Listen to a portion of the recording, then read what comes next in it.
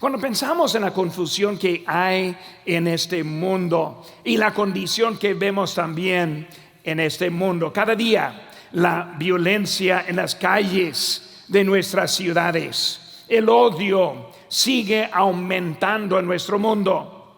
Cada día ejecuciones por el cartel y la mafia. Cada día policía está emboscada y ejecutada. Cada día vemos que se matan miles de bebés en el nombre del aborto. Cada día genocida en varios países. La falta de seguridad y la paz de este mundo. Cuando vemos el mundo y la condición hoy en día, podemos identificarnos con Habacuc cuando él dijo: ¿hasta cuándo?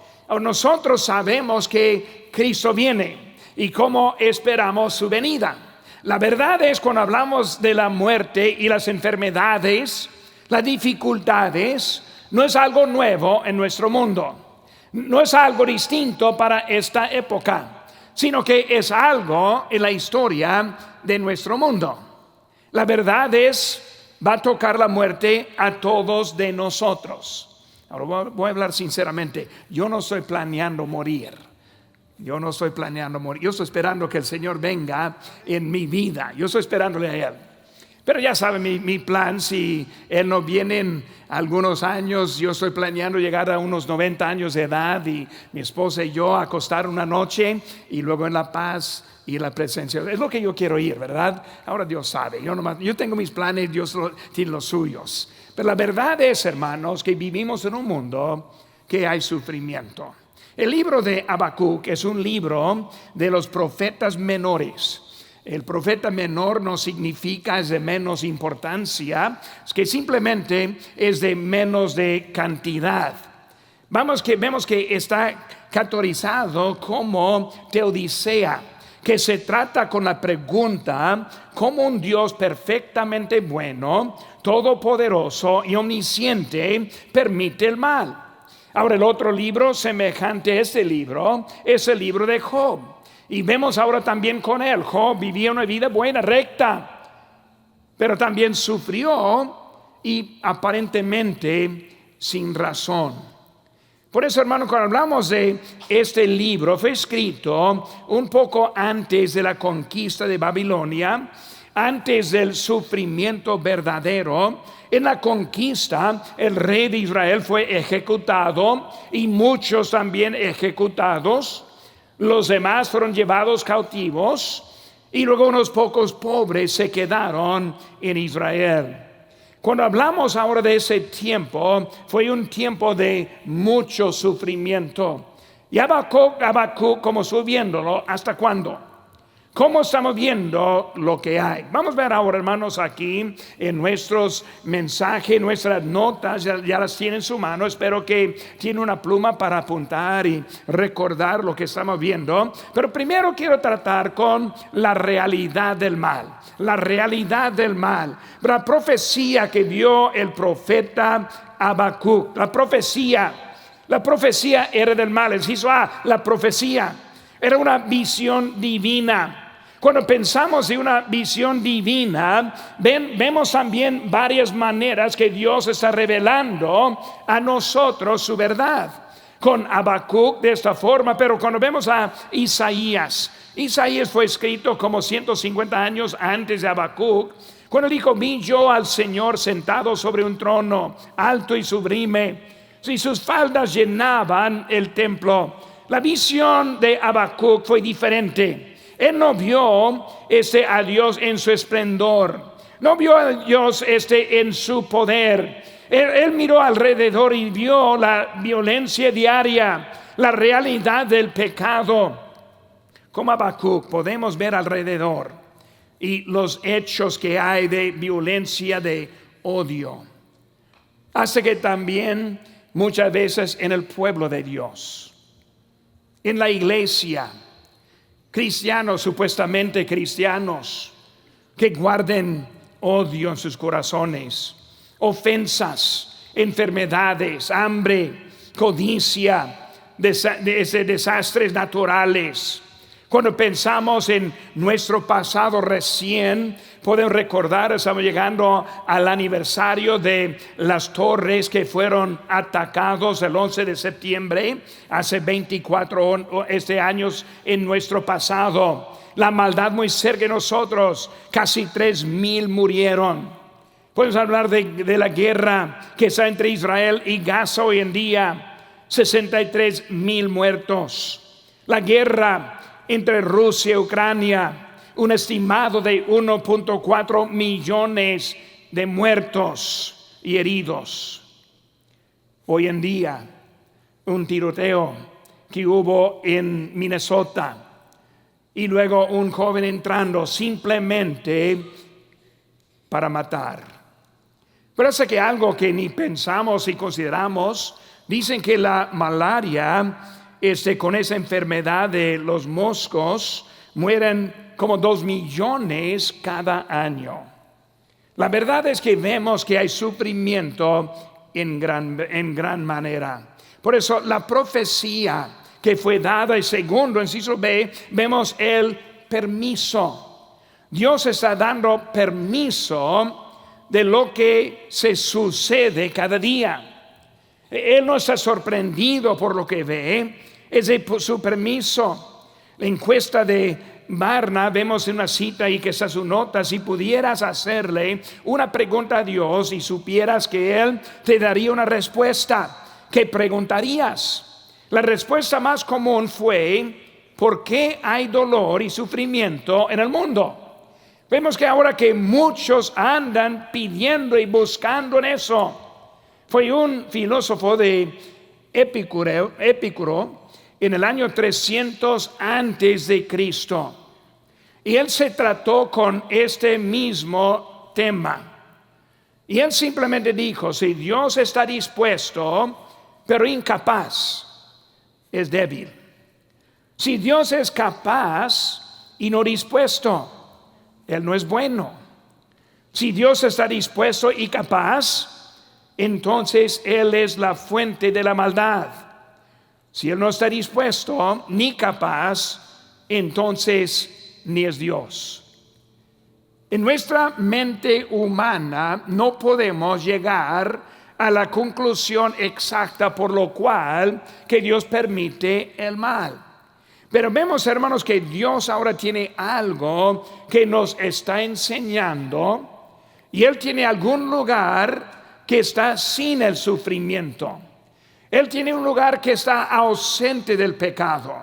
Tiene un lugar que Él está, que todos vayamos a ese lugar. John Scott dijo ahí en una cita: el sufrimiento constituye sin duda el mayor desafío para la fe cristiana. Su distribución y grado parece ser completamente aleatorio y por lo tanto injusto. Un cristiano en sufrimiento está tratando de captar: yo quiero servir a Dios, pero estoy en la cama con cáncer. Yo sí quiero servir a Dios, pero yo tengo cosas en contra de mi habilidad de obedecerle. Y por eso batallamos con lo que hay. Por eso viene la pregunta, inciso C, la pregunta. En los primeros versículos de este libro, Habacuc está luchando con este asunto. Dios es paciente con los que tienen preguntas. Cuando vemos a Job, igual como a Habacuc, también con nosotros. Dios es paciente. ¿Hasta cuándo? Muchas veces pregunta: ¿por qué, Señor? ¿Por qué? Es una pregunta natural. Es una pregunta simplemente tratando de captar lo que está pasando. Pero una pregunta repetida muchas veces en la vida. Cuando vemos en la Biblia, recordamos a Jonás. Él quiso que Dios destruyera de Nínive. Él pensó que lo merece. Cuando vemos ahora, ¿hasta cuándo? ¿Hasta cuándo? Dios, Nínive, una ciudad malvada, destrúyela. ¿Hasta cuándo vas a permitir la maldad que está pasando? Una pregunta. Pero también versículo 2 vemos en nuestro texto: ¿no oirás? ¿Qué acusación? ¿No oirás? El salmista en Salmo 13:1 dice: ¿hasta cuándo, Jehová, me olvidarás para siempre? Una acusación en quién es Dios. El silencio de Dios no indica que Él no sepa, no indica que Él no sabe lo que está pasando. Cuando pensamos en Israel, cuando subieron a Egipto por 400 años, en Éxodo 3:7 dice: dijo luego Jehová: bien, he visto la aflicción de mi pueblo que está en Egipto. He oído su clamor a causa de los exactores, pues he conocido sus angustias. Desde que Dios no está haciendo todo a nuestra forma de pensar, no significa que no sabe lo que está pasando. Por eso vemos que Dios ahora está hablando, está permitiendo. Ahora, los que sabemos la historia aquí en Habacuc, vemos que los reyes, uno tras otro, malo. Ellos no solo permitieron la idolatría, sino que ellos mismos participaron. No solo participaron, sino promovieron. Así que vemos que ellos, en contra de los profetas, los ejecutaron, tratando de apagar la voz de Dios en Israel. Por eso, ¿hasta cuándo? Pues ahora vemos que Dios está dando y castigando a ellos. Vemos el inciso D, hermanos. Ahora la última parte que vemos es la paciencia. La paciencia. Cuando vean la profecía, el permiso, pregunta, ahora paciencia. Por eso mi pregunta es esto, hermanos: ¿cuál sería el arreglo? Ahora, ¿estamos de acuerdo? No sé por qué. Yo no sé por qué la hermana Pérez tiene cáncer y yo no. Yo no sé en realidad si lo tengo o no. Que yo sepa, no, pero yo no sé todo tampoco. Yo no sé por qué un hermano entrando en Lowe's que cae con infarto. Yo no sé, 50 años de edad no es nada. Cuando vemos, hermanos, lo que hay, vemos esta pregunta, pero vamos a pensar en la paciencia de Dios. Por eso mi primera pregunta, cuando yo pienso en paciencia, es la pregunta: ¿cuál sería el arreglo? ¿Cuál sería el arreglo? Bueno, pues tal vez uno está pensando, pues vamos a dar el cáncer a los más malvados, o vamos a dar los problemas a los más desobedientes y rebeldes en contra de Dios. O tal vez vamos a darles lo que está en nuestra opinión a los malos. Mi pregunta es: ¿quién es bueno? Si queremos castigar a los malos, ¿dónde cae usted? ¿Dónde caigo yo? Está hablando ahora juzgando en nuestra manera de pensar, y no estamos viendo en Dios el pago por el pecado. Como humanos, nosotros queremos poner grados en la maldad, de la maldad. Es fácil determinar el destino de los pilotos del 11 de septiembre. Es muy fácil determinar el destino de ese joven que entró en la escuela católica en Minnesota con 3 armas diferentes, disparando, matando, hiriendo. Muy fácil, pues él fue al infierno hoy en día. Y seguro que sí pasó. Fácil cuando hablamos con los sicarios o de ellos.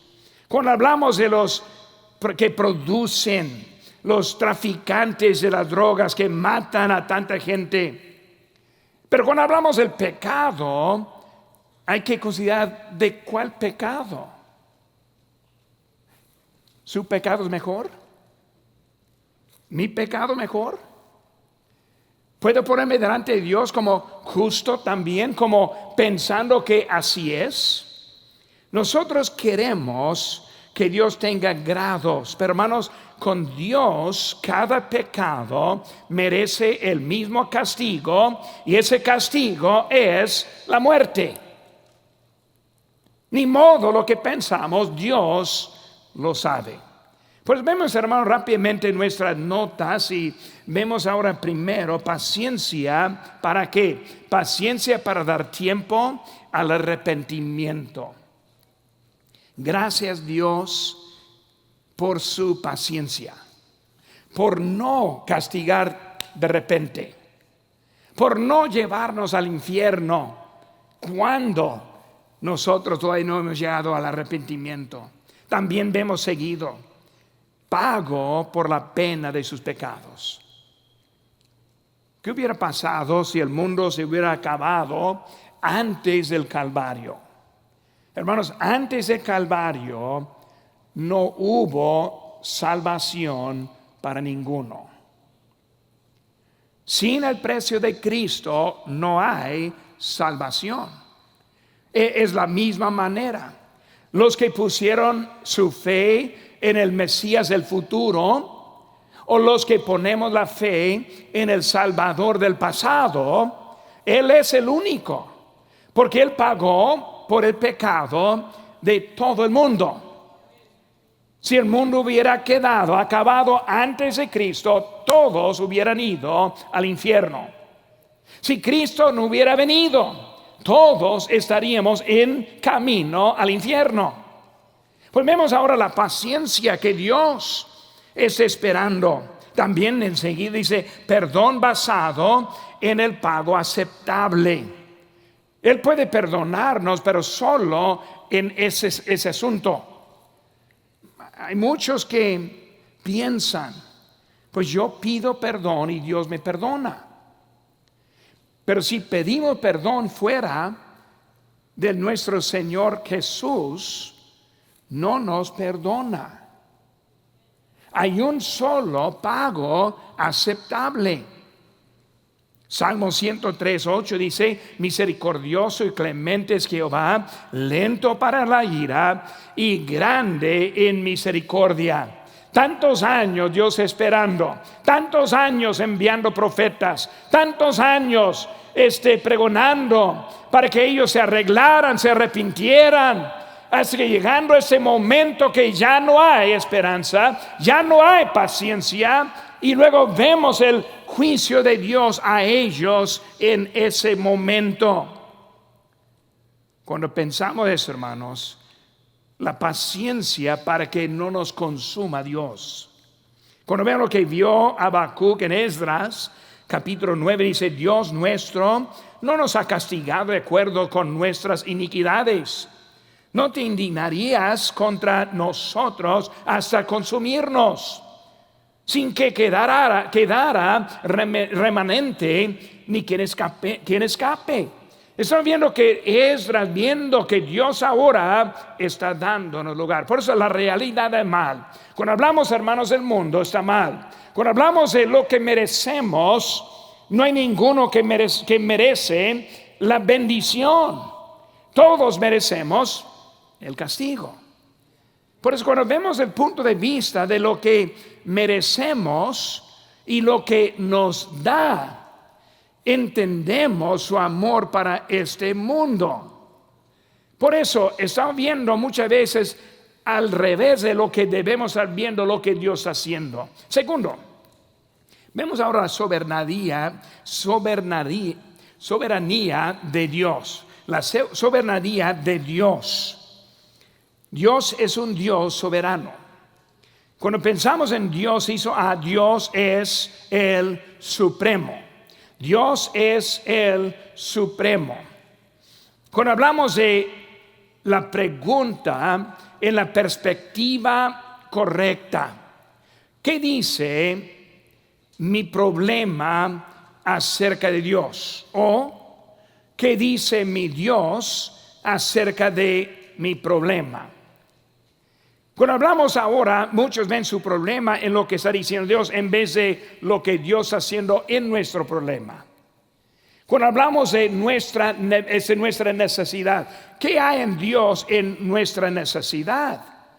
Nuestro Dios que está cumpliendo, quien está usándolo para mejorarnos, está usándonos para traernos más cerca de Él. Queremos medir el poder de Dios en con los problemas que yo tengo en mi vida. Si Dios existiera, el mal que vemos no existiría. O sea, pensamos que Dios es el que está limitándose, cuando en realidad es Dios quien está bendiciéndonos. Otra vez, el pecado merece la muerte. Vemos paciencia de Dios con nosotros. Su rebelión, su desobediencia. En cualquier momento Dios nos podría castigar, pero vemos su paciencia. Cuando vemos Salmo 103:19, Jehová estableció en los cielos su trono y su reino domina sobre todos. Porque cuando pensamos que Dios, siendo supremo, vemos también que es Dios que no está sorprendido. Dios no está sorprendido. Cuando vemos, hermano, la maldad, no es como que Dios está así, ¿de veras?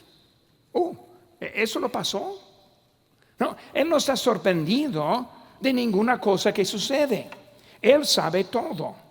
Cuando hablamos de Hechos 2:23, a este entregado por el determinado consejo y anticipado conocimiento de Dios, prendiste y mataste por mano de inicuos, crucificándole, hablando acerca de Cristo, entregado por el determinado consejo y anticipado conocimiento de Dios.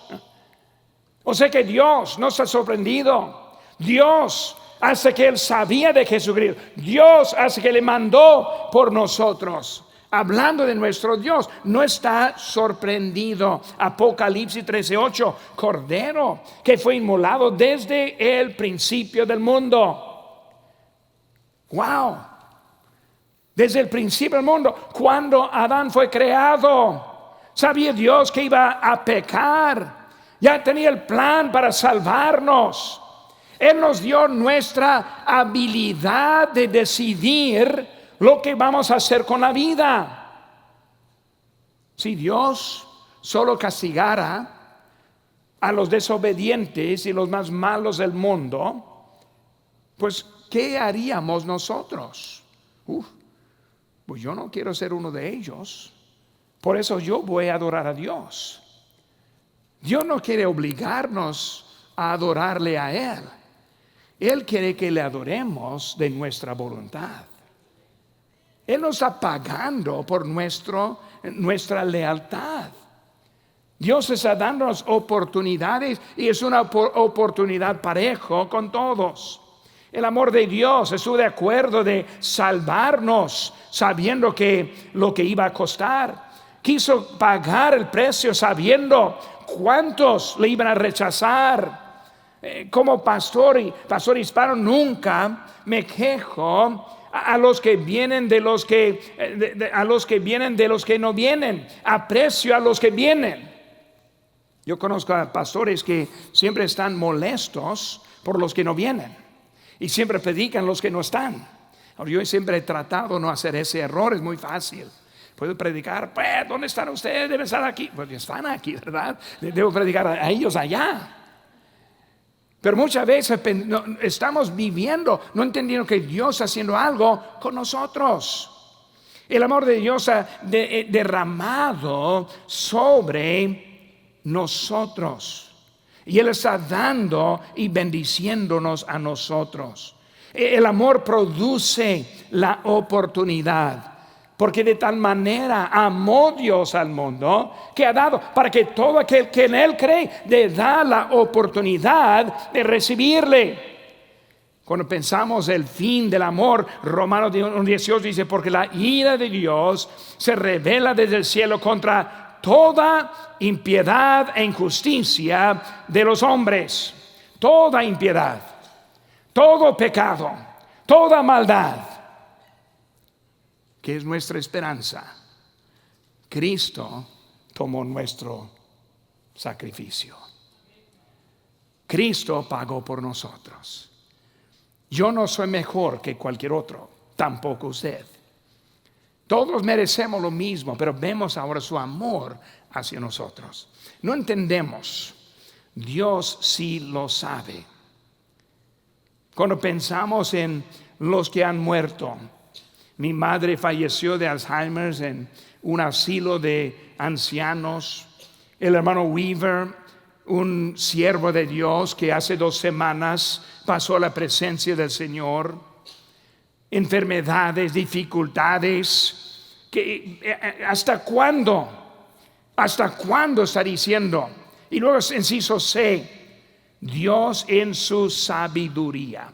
Dios en su sabiduría. La maldad y el sufrimiento no son inusuales para Dios y tampoco deberían serlo para nosotros.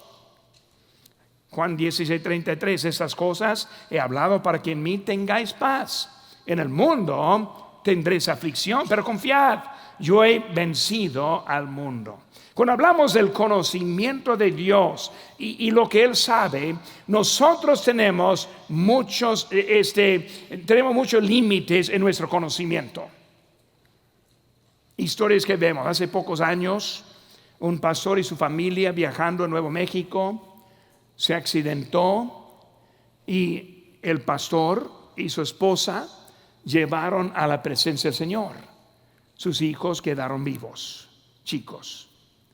Ahora, si hubieran sabido de ese accidente, si hubieran sabido, ¿qué decisión hubieran tenido? Cuando hablamos nosotros no sabemos cuándo viene o cuándo se termina. Muchas familias se han mudado abandonando su iglesia solo para perder sus hijos al mundo. ¿Qué decisión hubieran hecho si hubieran podido ver al futuro? Nosotros necesitamos entender, hay que obedecer a Dios porque solo en Él hay esperanza. Nosotros en nuestra prudencia, en nuestras decisiones, siempre vamos a errar. Pero Dios siempre nos da la oportunidad. ¿Por qué permite tal cosa? Dios sí va a responder. Ahí en versículo 5 dice: mirad entre las naciones y ved, y asombraos, porque haré una obra en vuestros días que aun cuando se os contare, no la creéis. Cuando hablamos ahora de lo que Dios es supremo, nos ha sorprendido, su sabiduría, y luego inciso D, fue el sacrificio.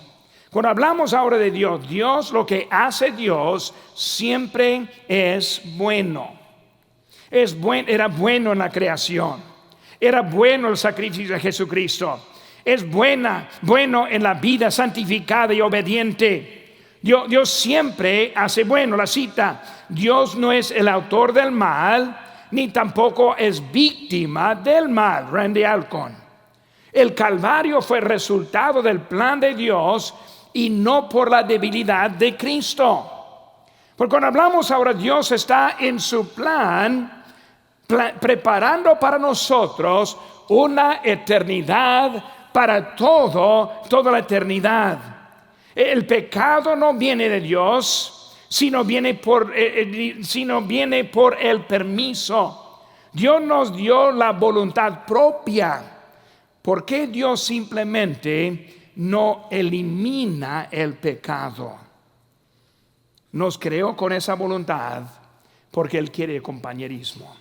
Ahora hablamos en domingo acerca del hijo de Agar y el hijo de Sara. Y cuando vemos los dos, eran hijos aparentemente iguales. Del mundo pensó Ismael e Isaac. El problema era de cómo vinieron. Ismael no pudo ser de promesa porque era de esclava.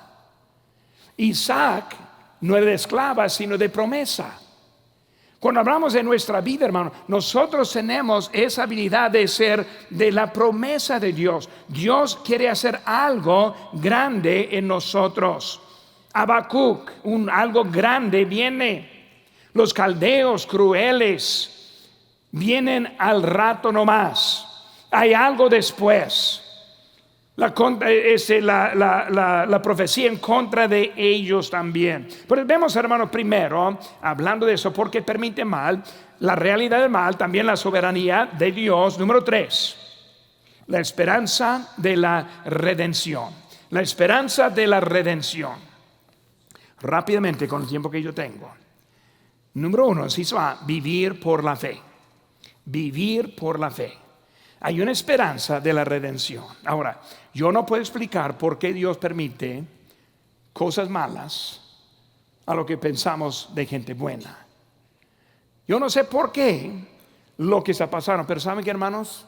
Tampoco puedo explicar por qué Cristo tuvo que sufrir. Porque no solo dio su vida. No solo dio su vida, sino todo lo que le pasó. Los azotes, todo lo de corona de espinos, etcétera, etcétera, etcétera, hasta que Él murió en esa cruz cruel por nosotros. Por eso, vivir por la fe.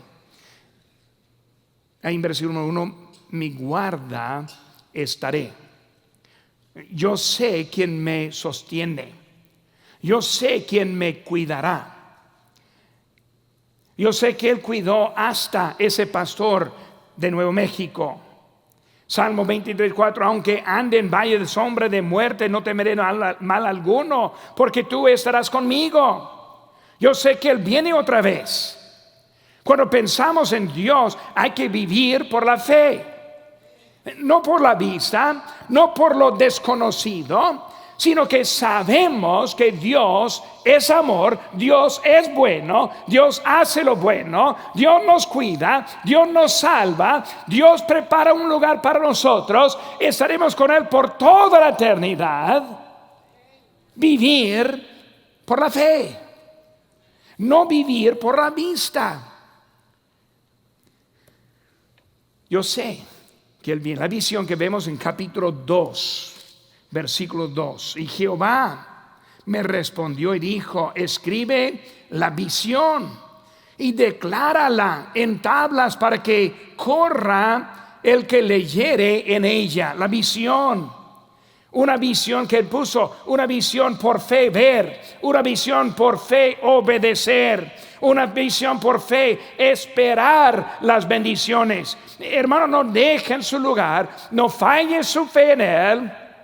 Dios está en control. Una cosa que vemos de realidad es la gracia de Dios en nuestras vidas. ¿Cómo aguanta esos tiempos? Por su gracia. ¿Cómo aguanta enfermedades? Por su gracia. ¿Cómo aguanta la pérdida de seres queridos? Por su gracia. Siempre decían, pastor, hermano, yo no sé cómo lo soporta. No, porque no tiene la gracia. No está pasando por ese puente. Cuando un creyente pasa por cualquier necesidad, es la gracia de Dios que nos sostiene. Con la medida de dificultad viene la misma medida de su gracia. Yo he dicho muchas veces, mi padre hace pocos años se puso muy ansioso, mucho temor de la muerte. Y yo le dije, papá, no te preocupes, no morirás. Me dijo, hijo, ¿cómo puedes decir que no voy a morir? Porque Dios no te ha dado la gracia. Ten fe. Él no va a llevarte, no, Él nos va a llevar con su gracia. Por eso un creyente muere muy diferente que el mundo.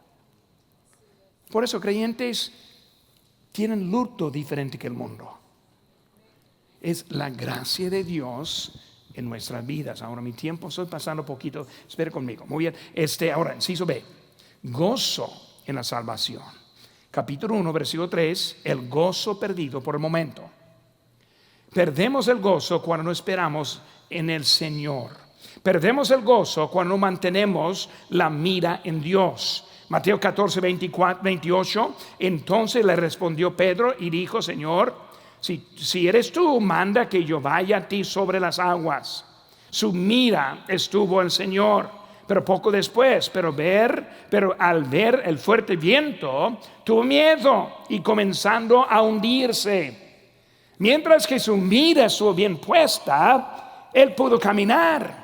Mientras que él empezó a ver abajo, vino el temor. Mientras que vemos a la economía, mientras que vemos al peligro que hay hoy en día, mientras que está viendo su situación, viene miedo. Manteniendo la mira el Señor, tenemos el gozo. Hay que mantener la mira en el correcto en nuestra vida. Miedo en lugar de fe. El gozo de nuevo se recupera cuando reconoce su necesidad. Siguiendo esa historia en Mateo 14:30, dio voz diciendo: Señor, sálvame. Él empezó mirando, bajó la mira y luego gritó: Señor, sálvame. Dirigió su petición en el lugar correcto y luego siguió adelante. Cuando pierde el gozo, hay que recuperarlo, pero después hay que mantenerlo. La obediencia es la única manera para recuperar el gozo. Dar gracias en vez de quejas. En 1 Tesalonicenses 5:16, estad siempre gozosos, das gracias en todo. Fíate de Jehová en todo su corazón y no te apoyes en tu propia prudencia. Por eso estamos hablando la fuerza de Él. La fuerza de Él, inciso C. Y ahora inciso D, seguir con confianza. Inciso A, vivir por la fe, gozo en la salvación, la fuerza de Él. Inciso C, seguir con la confianza. Capítulo 2, versículo 20. Mas Jehová está en su santo templo. Calle delante de Él toda la tierra. ¿Cómo ha cambiado el tema ahora de Habacuc? ¿Hasta cuándo? ¿Cómo va tan mal ahora, Señor? ¿Hasta cuándo va a permitir? Y ahora vemos que Él ahora cambió su tema y ahora está en confianza. ¿Por qué? Porque Dios está en control. Porque debemos confiar en Dios. Porque debemos seguir adelante en Dios. ¿Por qué pasan malas cosas de Dios? ¿Es poderoso Dios? Claro, es poderoso.